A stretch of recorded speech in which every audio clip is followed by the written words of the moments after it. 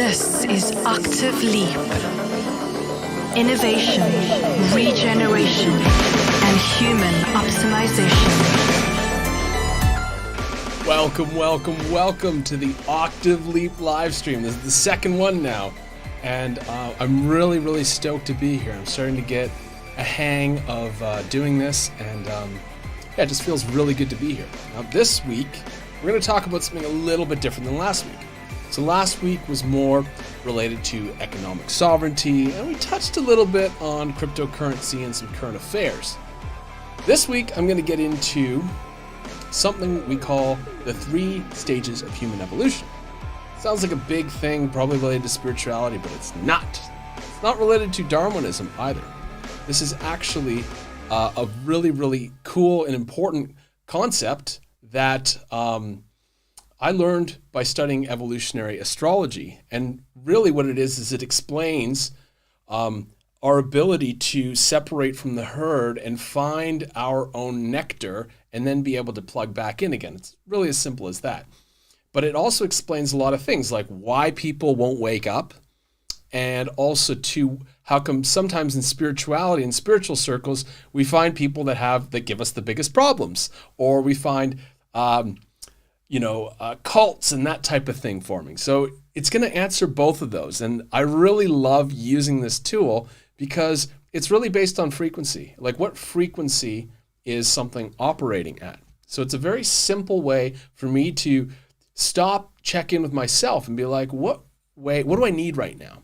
And so using this system or tool is very practical for figuring out your needs in any given time with any given endeavor that you're taking a look at. By the way, this is a live stream. I see your comments right now. So please feel free to ask questions. I will check on your comments as we go along and keep this experience as interactive as possible. It's a beautiful part about live streaming is that, it's all of us together in this. And people watching this later, you'll get the good stuff too. So really it's wherever you're meeting this, whether it's live or whether it's later, it's all good. Okay, without further ado, I'm going to jump into a little presentation that I've prepared for you guys. So this is what we call the 3 evolutionary stages, or the 3 stages of human evolution, and how it impacts our lives. Okay, so according to evolutionary astrologer Jeffrey Wolf Green, humans evolve in 3 major stages. And sometimes, especially in the earlier stages, this can take a very long time. Longer than one human lifetime. Much longer than one human lifetime. So this isn't about becoming something or attaining something or ascending somewhere. It explains the progression away from the herd into one's own delight and being able to share that delight with others in the context of natural law. So here's a little triangle or pyramid, and basically it shows us how much of the population is in each of these different stages. And as a rule of thumb, we say 75 to 80% of people are in the consensus stage. That is the here and now. I am learning from externality. I know sometimes it feels like 90%, 95% of people are in that category, especially because we're related to these people. We've worked with these people. We rub shoulders with them every day. Maybe in some areas of life, we are in the consensus stage. And we're going to get into what this means. And the next stage is the individuated stage. This is the rebel on the motorbike. This is the person living to their own beat, figuring out life for themselves. Self-discovery, self-healing. 15 to 20% of people are in this bracket here. And then finally, the little tip is the self-actualized stage, where people have their own nature really kind of dialed in and integrated, and they're ready to come into a larger togetherness and sense of communion. So let's dive in and unpack this a little more. So the consensus stage, this is really marked by a reliance on external authority. So a lot of the thoughts and beliefs for these type of people are formed by what people are told. They're materially focused, here and now people. And they don't care about history. They don't care about the future. It's basically whatever they're told now, and however official looking the teller of the information is, that's basically what they're going to go with. So they're very physically oriented, and their life lesson can be summarized by this affirmation. I'm learning about the rules of space and time from external teachers like father, mother, government, religion, social norms, scientists, and the media. That's what I gotta say to this. So personal creativity isn't really here. Now let's dive in a little bit more. So we can break this stage down into further subsections. So let's picture it like this. You got the worker, the kid flipping the burgers, the person that's, doing their job, and they are operating with a set of instructions, and they're following exactly what they're told to do to attain security and comfort. And they don't want anything else. They just basically want their little piece. They want it to be very easy, told what to do. They get their little security and comfort, and that's it. So this is sort of the entry point. And the way you can think of the consensus stage is like if you were to learn a new skill. It's like you want to be able to do something very practical. Like let's say, you're learning a bike. Well, it's like, okay, I get on the bike and then, okay, I've got a pedal here and that's all I need to worry about. Or if you go to a new country, for instance, you just want to get a sense of the landscape first. You want to know what the rules, the customs, and the culture are before you start to open your mouth and blab and maybe offend somebody or get yourself into trouble. The next tier is the manager. So this is somebody who understands the rules of the game. They know the game's played, and they know how to basically enforce the rules of the game. So they can direct other people, and they still obtain guidance from a higher authority. And I'm not talking about like our Lord and Savior here. I'm talking higher authority, meaning somebody up the totem pole. And so the manager is sort of the middle tier. And then finally you have the owner. And so the owner is basically the policymaker, the scientist, the CEO, the politician, the entertainer, the sports celebrity, all the people in the system that are, rich and famous and influential, but they basically just exist for keep perpetuating the existence of the system. So any other creativity or anything that they do, it just basically reinforces the system. So it's still at a consensus level. They can be extremely intelligent, but they're basically not innovating. They're not pushing the boundaries here. They're just reinforcing that consensus stage. So, yes. I'm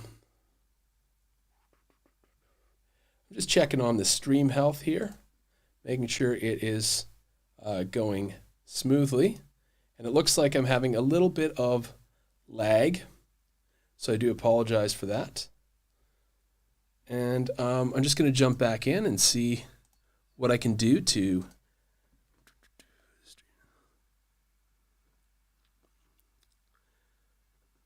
all right. I apologize, folks. I'm just still getting this all figured out here. Okay. Well, I'm going to go back in, and hopefully it's still good. But in the next one is the individuated stage. And this stage here is really where people step out into their own intelligence, and we move away from external authority into internal authority. So what feels right to me? So these people are understanding that the system has failed them, has failed to meet their needs. They're also aware of cause and effect, and they can take self-responsibility for their actions. So this is called the self-discovery or self-healing phase, and this is roughly 15 to 20% of the population. So these are our critical thinkers. They question society's norms and find their own expression. They are open to learning about history, learning from the past as it relates to their own self-discovery, their own self-healing. They look into other cultures, alternative healing modalities, and new philosophies. They love to self-express. So that's a big thing here. It's sort of like self-expression, self-healing, self-discovery. Really, it is very self-focused, but in a positive and healthy way, because it's the natural progression away from the herd. You got to figure out who you are next. So this stage is birthed by a disillusionment of authority. And the early phases of this stage are angry, rebellious, and generally tell others to be different without offering much in the way of solutions. So we can break this down into the first tier of entering the individuated stage. This is the conspiracy theorist, the social justice warrior. They're bold, angry, and anti-establishment. They find creative and philosophical ways of targeting the ills of society, but all they can do really is point the finger. They can't actually provide solutions yet. That's where the next stage can do that. The entrepreneur, the artist, the problem solver. These are people that actually take their creativity and they use it to come up with solutions in business or media that are meant to stimulate thought, or maybe in the social arena as well. And then finally, we have the genius, which is the height of creative capacity. And these are people that are fully detached from norms, and they really jump into that higher intellect. So this is, the inventor, the Albert Einsteins out there. And, at this point, this is sort of where it begins to merge and to blend with, them finding a genius in themselves to basically wanting to connect in with people and wanting to help on a larger scale. And that's really where the individuated stage begins to blend and transition into the self-actualized stage. The self-actualized is where you really define who you are, what you like, what you don't like, integrate yourself. So you're living completely in an aligned manner. And so they can see many perspectives, and they've moved from the mind into the heart. They've integrated their own process as much as, as much as realistically possible. These kind of people are now, when your cup is full, you want to share it with others. And that's really what defines these people. At the same time, they often face some of the deepest recesses of the shadow because they begin to process the shadow on behalf of, the collective. So these are the people that even though they connect to their own source of love and prosperity, and they really understand that divinity arises from within, but there's something that connects all of us. It's that connection of the heart, of love, that they often find too, that they sometimes suffer the greatest. So here, the authority shifts from inner authority to natural law. So being sort of guided by the universe per se. And these people tend to feel more. They might have different perceptions. A lot of the time, these people can be quite reclusive because, the consensus stage is just so far away. There's too much of a gap between where they're at and the people living in the consensus stage, and they're hyper aware of the issues with the consensus stage. So I'm just going to. So this stage really has three sections as well. And the first one is the devotee or the apprentice. So oftentimes, especially in the old days, there'll be the apprentice finds the master, and the master shows up at the master's door and the master says, all right, you can sweep the floor and maybe I'll teach you about, the teaching or whatever in a couple of years. Or, very popular for people to go find a guru in the East and go sit in an ashram somewhere and be a devotee. Or study something, be an apprentice to something. Because, it's kind of like being, in a way, born again. Not in a religious sense, but in a sense where they're entering into a new field of awareness. And so, again, they're learning the rules. And so that's why oftentimes mentorship to somebody that's a little bit further down and understands the subtleties and intricacies of natural law can be very helpful. The second stage is the magician, when people begin to develop these extraordinary abilities or influence. And at the same time, these are also people who have to purify and process some of the biggest shadow issues of existence, sexuality, ego, and power. And, if this is done more healthily, they'll integrate it well, and they'll integrate it in a non-harmful way. And I want to talk about something that happened recently with regards to this that wasn't so healthy. But this is sort of almost that final stage where the sort of the biggest unraveling of the shadow occurs. And then finally, the last one is the master or avatar. And this is the stage where one has really integrated their own process. They understand the human condition, and their words, frequency, and presence are of tremendous benefit to others. So this is sort of where, those people like, that become these cultural icons, the Mandelas, the Gandhis, the healthy spiritual leaders out there that have this impact on people, and they really just absorb what they say because they've tapped into natural law, and they become a source of reminder, of a self-remembrance for other people. And when we're going through life, we're often in many different stages in different facets of life. So you might have a career in the system, and your career might be in the consensus stage, but when you're out there as a weekend warrior, you're very much doing your own thing in the individuated stage. And so this framework gives us a good understanding of where we may be held back by societal constraints or convention, and where we may need to clarify our individual stance, or finally where we may rightfully create in a manner that is greater than just ourselves. Of course, the issues that arise, and this is often where we see abuses of power, they happen when people try to bypass, when people don't fully take time for themselves and integrate the individuated stage and know themselves, and bypass right from the consensus stage into the self-actualized stage. That's where we can see a lot of problems. The reason for that is because you either get a narcissist or an empath. And when I say that, I say narcissistic parasite or empathic martyr.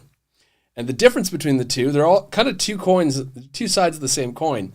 Whereas the empath basically abuses themselves in order to give to others. So they don't take time, they don't know their boundaries, they abuse their own inner knowledge in order to try to give in this sort of way where they extend themselves and overextend themselves too much, and then get beaten down by the world. And the narcissist is the opposite, where the narcissist abuses other people, takes from them, leeches them like a fuel source to basically fill themselves.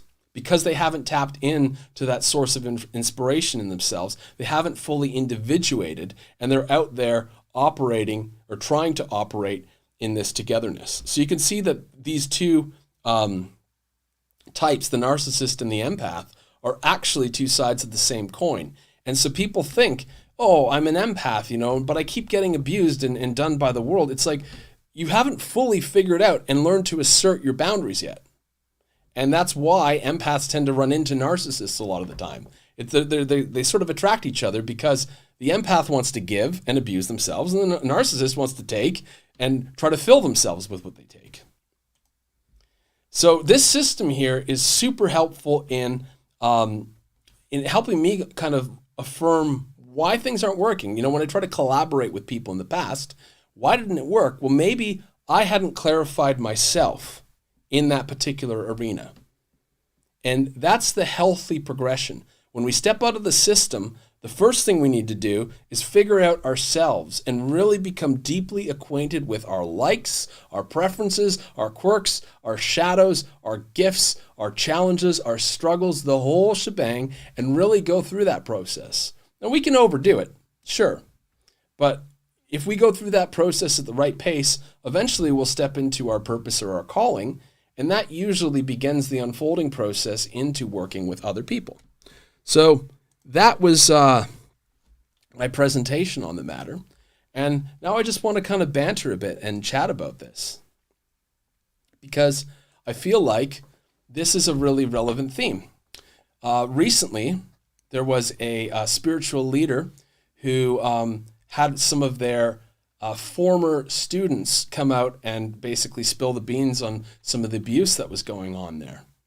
And when I look at that, and this is a very common theme, it seems to be more and more often you hear of gurus that have abused power, especially in the realm of, sexuality and dealing with money. Then we hear of gurus who basically had a positive or healthy impact. Now, when I was lucky in my early 20s, I actually had the chance to work with spiritual mentors that were very positive and healthy and knew boundaries and instilled a lot of wisdom and a lot of discernment of the BS that exists out there. I don't know how I stumbled upon it. I guess I just got lucky with the whole thing. But I saw a lot, and this is almost like when people become influential and they don't have their own patterns and conditioning sorted out, all of those weak points begins to amplify as they become more influential, as they become more responsible to other people. And as that happens, it's sort of like their influence grows and the distortion of their shadow side, the unchecked shadow, the unprocessed shadow begins to grow. And so often you can see the progression happening, and they actually become blind to it a lot of the time. They're not even aware of this. And, they've got people around them that are like, yes, you are the teacher, you are the master, we just worship you, we will tell you exactly what you want to hear. And they're not hearing the truth. In fact, a lot of the time they just block that out. If you go and speak the truth, they'll usually manipulate it, and they'll usually get their yes people around them. And so that's an example of this unhealthy self-actualized stage. And, a lot of the time when people are in it deep, it's really hard to get out of that. It's really difficult to pull yourself out of there and say, I was wrong. Sorry guys, I was wrong. I shouldn't have opened up this spiritual academy or school or whatever, or ashram, because, I haven't sorted out my own shit. I mean, all these people that, are looking for, a mother or father figure in a guru will show up there and they'll be petrified. They won't know what to do either. Nobody knows what to do either. They're kind of like, when two people are drowning and they grab onto each other and they drown faster. And really what this is we have to kind of handle this stuff from the outset. And, in many ways, for most people, life handles that for us. We're very fortunate.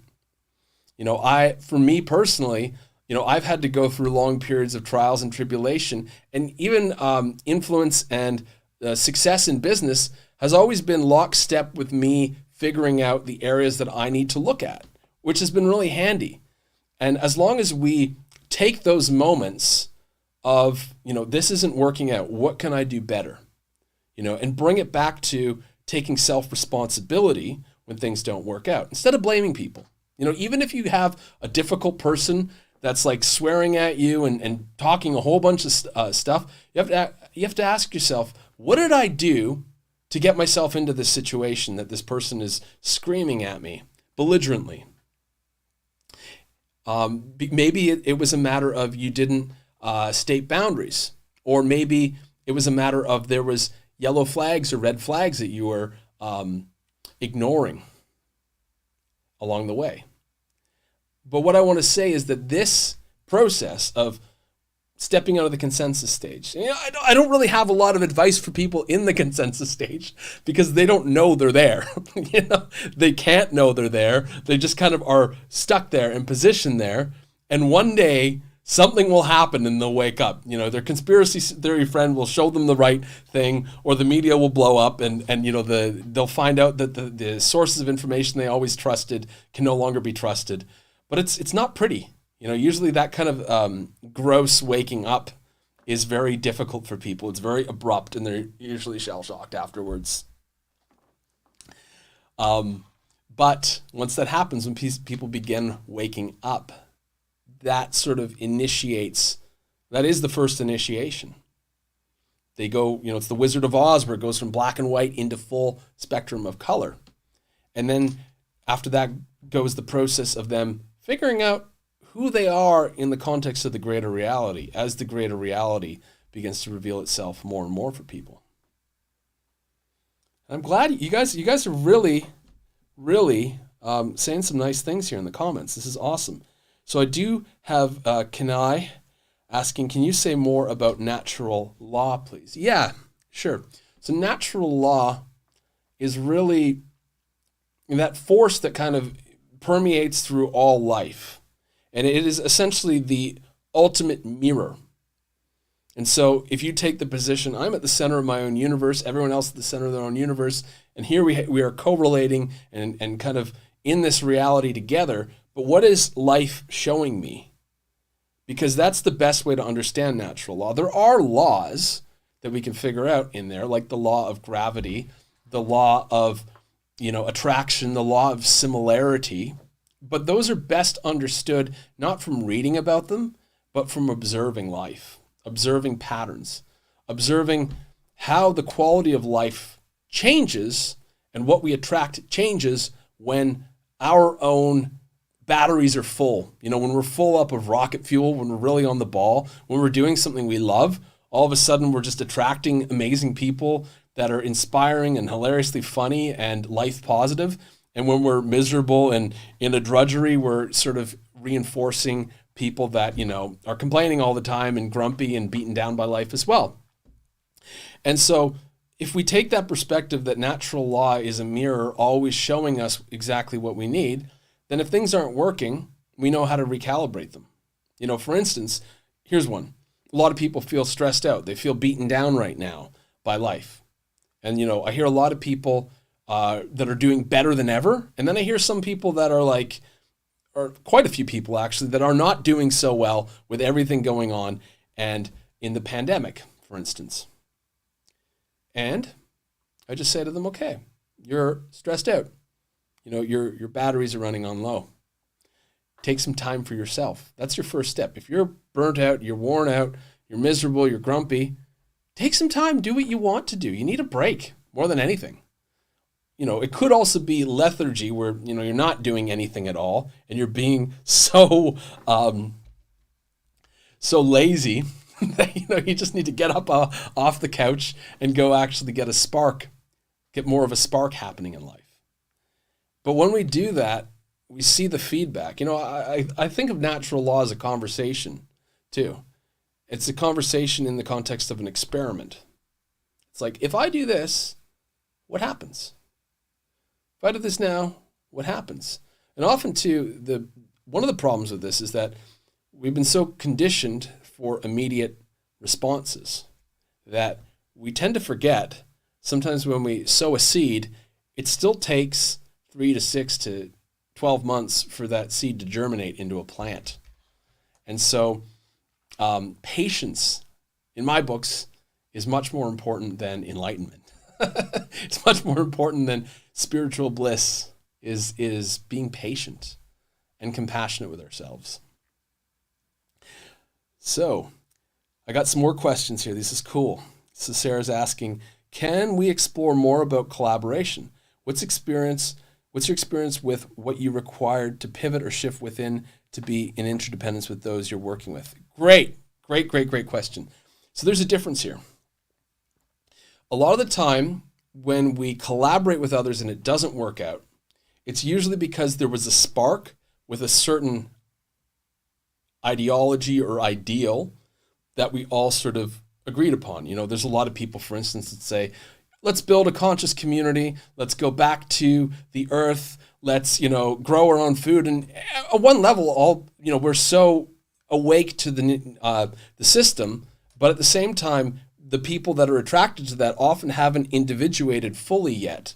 And so when they try to collaborate, it's done out of an idea of something that might work one day, but there's too much of their baggage and their unprocessed stuff in the way, and they end up fighting and bickering. And then, maybe the spiritual ego comes into play and say, well, you know, we're only having problems because you're not evolved enough, you know, and that sort of weird, really hard to pick apart sort of power dynamics begin to play out. And then somebody feels ripped off and the whole thing begins to crumble and everybody leaves and no one's happy. And you know, the idea which was great in the beginning now has sort of fallen apart.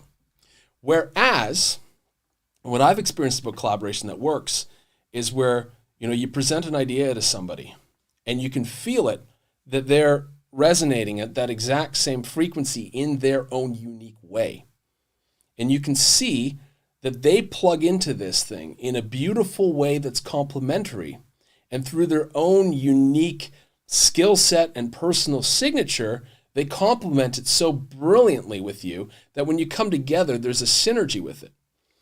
Oftentimes, when I collaborate with people, it's usually with a smaller scope because, you know, we have to have these collaborations. It's new, this way of collaborating, this new economy based on love and based on care and real togetherness collaboration. And so there's a little bit of collaboration, and then we go off and we take time to integrate and then maybe come back later.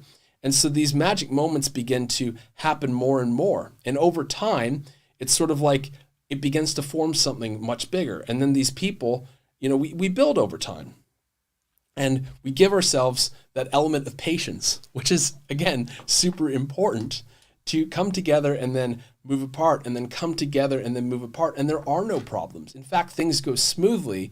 And when those collaborations happen, there's an amplification of energy, of electricity that just builds and builds and builds. And it's like, oh my God, yes. And, you don't put your shit on that other person, and they don't put their shit on you. You might deal with, whatever comes up for you in that time apart. But, it's not even anything you need to discuss. It's just sort of that last little nodule of resistance that you process and break through, and then you're able to collaborate again. And maybe it's not with the same person, maybe it's with somebody else. But it's this very natural, organic form of collaboration where, honestly, it's sort of like there's no words needed. It's like you come together when there's that shared mutual resonance, and then you just sort of go apart. And then maybe you bump into each other again and move apart.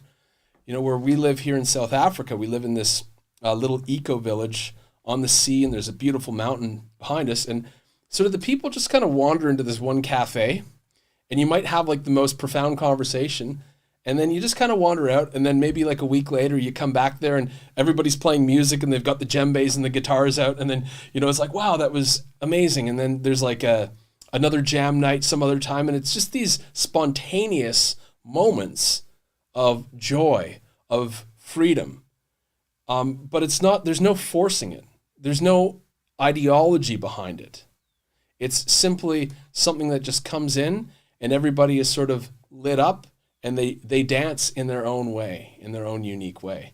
And the other thing about collaboration too is you have to let people be completely free in who they are. I find that is the best thing. When it's completely devoid of any expectations or any control over others, that's when real collaboration happens.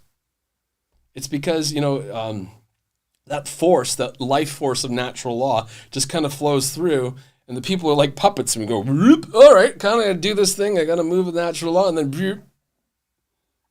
And so, it's sort of like it's like a pulsation that moves through all of those that are present and moves them in the ways that are needed based on that person's particular disposition and particular skill set and particular personality. And then it subsides. Everybody, gets to have a break. Hey Dave, can you tell me more about dreaming the new world? How do we do that? Oh, I love dreaming. That's a good question because it's very personal, isn't it? I mean, the world that, we have a shared dream, I think. And that's a shared dream of, honesty, vulnerability, compassion, love, the universal brotherhood, sisterhood of humanity, working again with nature and educating children properly. All these things, growing our own food, reclaiming, health from the medical system, for instance. Never living in scarcity. Like these are all dreams we have because we've seen the opposite of it from our upbringing. And so the big picture, I think we all share a vision of. However, there's a personalized way, a personal way that we fit into that, and that we might have this joy with others. And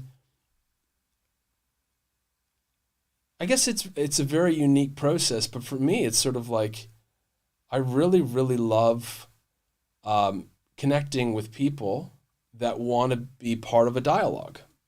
And so for me, it's like I'm going to dream a way that I can be creative. I can make designs. I can make music because I love doing that and connect with people. How do I do that? Livestream, a workshop. And, I get to write and I get to create the art. So dreaming the future for me is being able to have this online community of people where we show up and we share positivity. And that's the thing I love about this. And this is why I get so amplified from doing these live streams or doing my podcast or doing a workshop, is because all of you that show up are just incredible beacons of light and positivity. You know, I still play music, but I used to be a touring musician. And when I was a musician, I would always dream of a concert where, you know, it's packed with people, but there's this communication between the performer and the audience that's just this perfect symbiotic loop of the audience being like, yes, we're so moved by this music. And the performer's like, your admiration of the music is causing us to just give it even more juice, give it even more life. And so, you know, I see that a dream is also something that's energized by other people that are involved. And so you could say that even this live stream is sort of like a collective dream.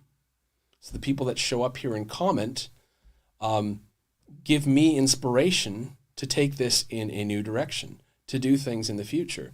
And the more people that come, the more of you that are here, and the more of you that are commenting and showing up, you know, the more richness I feel, and the more that I might be inspired. And sometimes, you know, your wishes and desires might come through in a way that I get an idea over here where I am, and that all of a sudden, synchronistically, I'm, you know, doing a live stream on the exact question you might have had in your head because of that interconnected nature of all of us. Well, this one's gone pretty deep, I guess. I didn't expect that. I thought I was just going to do a little chat about the 3 evolutionary stages.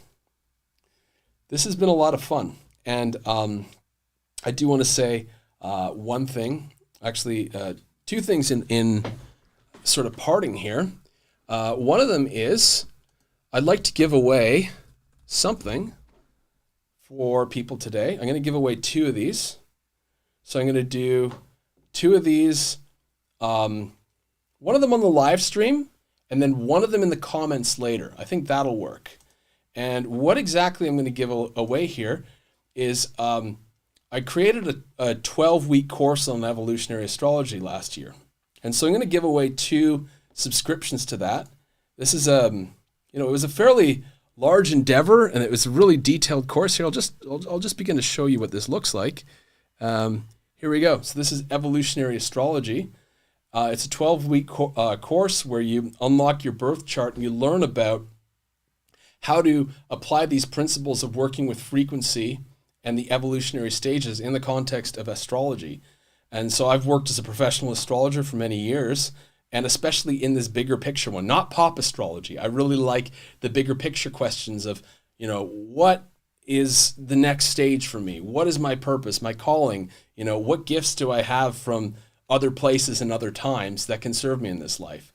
So yeah, this is I'm going to give away 2 of these, and all you need to do is just show up in the comments and say you want some, and I will be happy to give them out. So anybody who wants one of these, I'll pick somebody from the live chat here, and then later on the rewatch, if you comment below, I'll pick you, and all you got to do is just message my email in here, which is admin@octaveleap.com, and you can have a free copy of the course.